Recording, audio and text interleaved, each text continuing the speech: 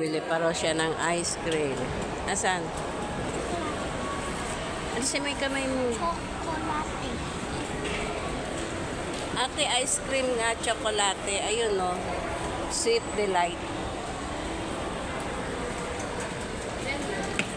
Isa lang. Tatawa-tawa ka dyan. Mamaya mo nakakainin? O, sa daan kakainin mo.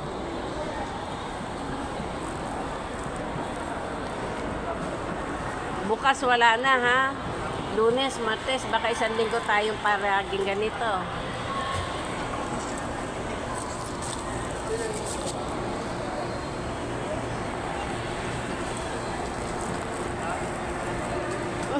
Huwag mo akong dilaan na wala tayong budget. Eto, ate. Ate, eto, oh.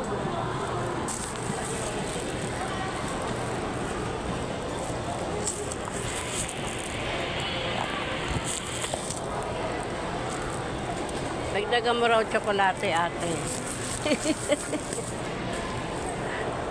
Oh, ayun, anak, oh. Oh. Ayan, ice cream ng anak mo. Oo, yan. Ala, eh. Ala, ate. Nakakain sa bahay, ah.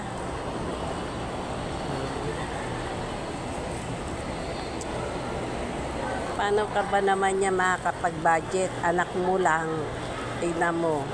Hindi na daw siya kakain kapag hindi bumili ng siomay at saka ice cream.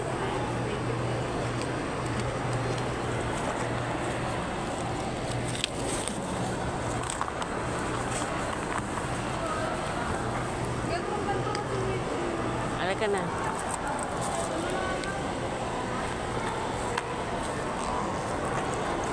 Tama, nanakot, di kakain. Ayun, with ice cream pa.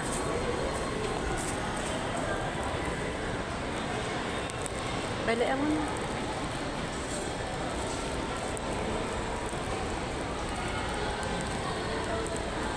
Dapat mamaya kinain eh. Kakain ka ng kanin eh.